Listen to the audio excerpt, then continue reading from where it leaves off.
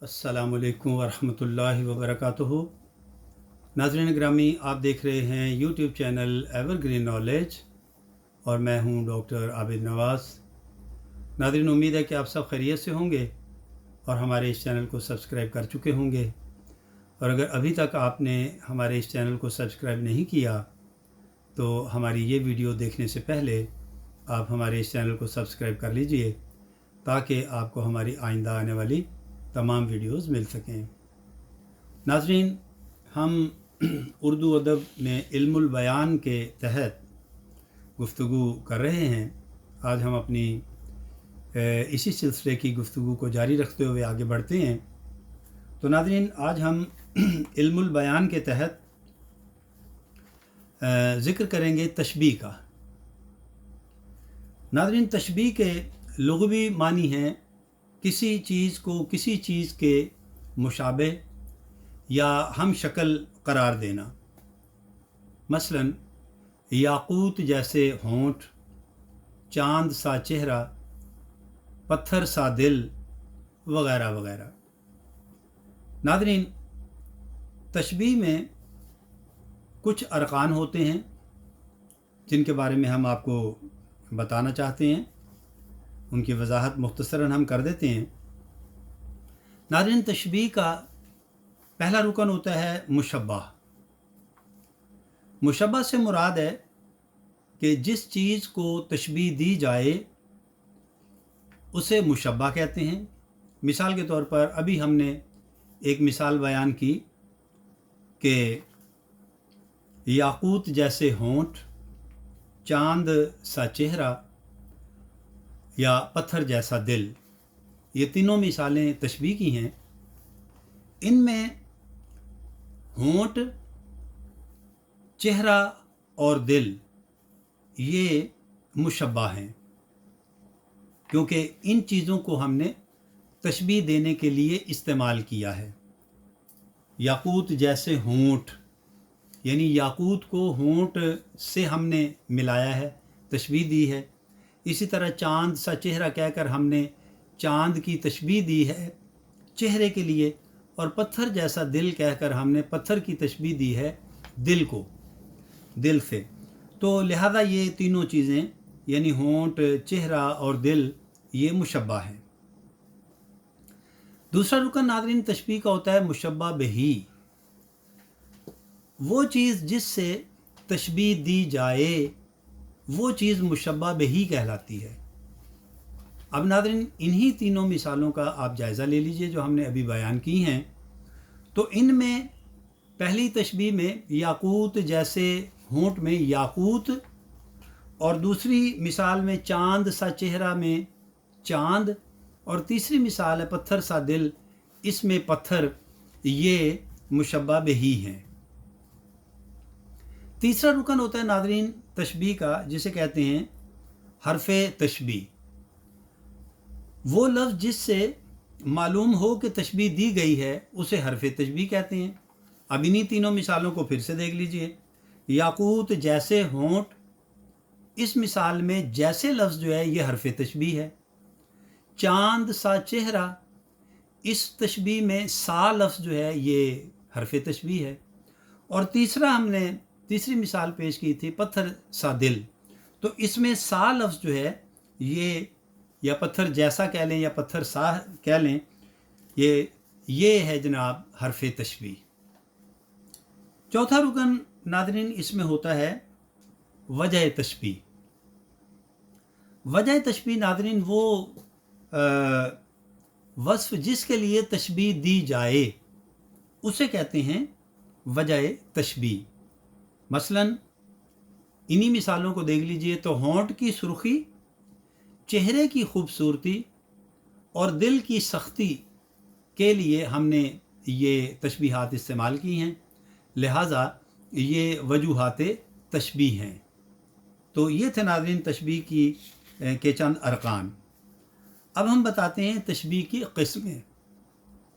तशबीह की क़िस्में, अच्छा, तशबीह की किस्में बयान करने से पहले एक बात बता दूं कि बाज़ माहिरीन जो हैं एक पांचवा रुकन भी बयान करते हैं, उसे कहा जाता है गरज़ तशबीह। لیکن در حقیقت ناظرین جو غرض تشبیہ ہے نا وہ وجہ تشبیہ ہی کی دوسری قسم ہے، لہذا اس کو پانچویں قسم نہ ہی سمجھا جائے تو بہتر ہے، لہذا چار ہی قسمیں ارکان تشبیہ کے سمجھے جائیں۔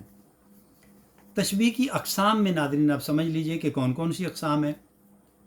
پہلی ہے ناظرین تشبیہ مرسل، وہ تشبیہ جس میں حرف تشبیہ موجود ہو اسے تشبیہ مرسل کہتے ہیں۔ مثال کے طور پر یہ شعر ہے، حقہ جو ہے حضور معلیٰ کے ہاتھ میں، گویا کے کہکشاں ہے ثریا کے ہاتھ میں۔ اب اس شعر میں گویا کے لفظ جو ہے یہ حرف تشبیہ ہے، لہذا یہ تشبیہ مرسل ہے۔ دوسری قسم ہوتی ہے تشبیہ مؤکدہ۔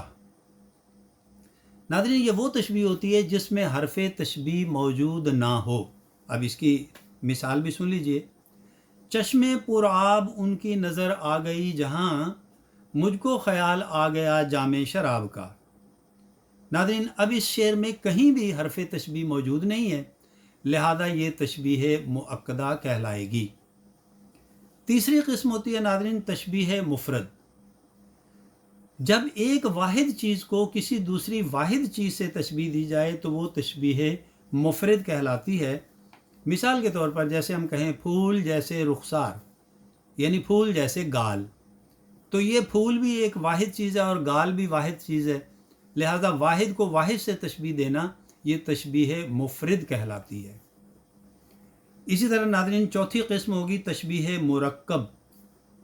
اب جیسا کہ معنی سے ہی ظاہر ہے، جب دو چیزوں کو کسی حیت مجموعی میں اس طرح تشبیہ دیں کہ اس کے اجزاء میں سے کسی ایک جز کو نکال دیں تو تشبیہ غلط ہو جائے، اسے کہتے ہیں تشبیہ مرکب۔ مثال کے طور پر تھا چرخ اخضری پہ یہ رنگ آفتاب کا، کھلتا ہے جیسے پھول چمن میں گلاب کا۔ اب اس کے پہلے مصرے میں اخضری اور لفظ آفتاب، اور دوسرے میں چمن اور لفظ گلاب۔ یہ چرخ اخضری کو ہم نے چمن سے اور آفتاب کو گلاب سے تشبیہ دی ہے، لہذا یہ ایک سے زیادہ چیزوں سے تشبیہ دی گئی ہے، لہذا یہ تشبیہ مرکب ہے۔ اب ناظرین پانچویں تشبیہ کی قسم سنیے، وہ ہے تشبیہ قریب۔ اس تشبیہ کو کہتے ہیں ناظرین تشبیہ قریب جس میں تشبیہ آسانی سے سمجھ آ جائے۔ مثال سنیے، جگنوں کی روشنی ہے کاشانہ چمن میں، یا شمع جل رہی ہے پھولوں کی انجمن میں۔ اب یہ بہت آسان تشبیہات ہیں کہ جگنوں کی روشنی کو تشبیہ دی گئی ہے پھولوں کی شمع سے جو کہ پھولوں کی انجمن میں جل رہی ہے، اور اسی طرح ایک اور شعر سنیے، وہ عکس چراغوں کا جھلکتا نظر آنا، پانی کا ستارہ بھی چمکتا نظر آنا۔ یعنی چراغوں کا عکس پانی میں اس طرح دکھائی دے رہا ہے گویا پانی میں ستارے اتر آئے ہیں، تو یہ تشبیہ جو ہے تشبیہ قریب ہے کیونکہ آسانی سے سمجھی جا سکتی ہے۔ اسی طرح ناظرین اس کی چھٹی قسم جو ہے تشبیہ کی وہ ہوتی ہے تشبیہ بعید، وہ تشبیہ جس میں وجہ تشبیہ یا وجہ مشبہ جو ہے تھوڑا غور کرنے کے بعد ہی سمجھ میں آئے۔ اس طرح کی تشبیہ کو شاعری کا حسن قرار دیا جاتا ہے۔ مثال کے طور پر تیرے سر و قامت سے ایک قد آدم، قیامت کے فتنے کو کم دیکھتے ہیں۔ تو یہاں ناظرین اس شعر میں محبوب کے سر و قامت کو قیامت کے فتنے سے تشبیہ دی گئی ہے، جس میں وجہ تشبیہ قد و قامت اور اس کی شوخی و تراری ہے، اور یہ ذرا غور کرنے کے بعد ہی بات سمجھ آتی ہے کہ شاعر کس طرف اشارہ کر رہا ہے اور کس چیز کو کس چیز سے تشبیہ دے رہا ہے۔ اسی طرح یہ غالب کا شعر تھا ناظرین، اسی طرح غالب کا ہی ایک اور شعر پیش کرتا ہوں۔ لکھتے ہیں کہ تو اور آرائش خم کاکل، میں اور اندیشہ ہائے دور دراز۔ اب اس میں بھی وہ تشبیہ استعمال کر رہے ہیں، کہتے ہیں کہ اے میرے محبوب تو اپنی خوبصورت زلفوں کو سنوار رہا ہے اور مجھے اندیشہ ہے کہ تو کسی سے ملنے کے لیے جا رہا ہے اور میں اس اندیشے میں مبتلا ہوں تمہیں اپنی زلفیں سنوارتے ہوئے دیکھ کر۔ تو اس طرح کی تشبیہات جو ناظرین ہوتی ہیں ان کو سمجھنے میں تھوڑا وقت لگتا ہے، تھوڑا دقت پیش آتی ہے، لہذا انہیں میں تشبیہ بعید کہتے ہیں۔ اسی طرح ناظرین اب ہم آخر میں تھوڑا بیان کر دیتے ہیں کہ تشبیہ اور استعارہ کا فرق کیا ہوتا ہے۔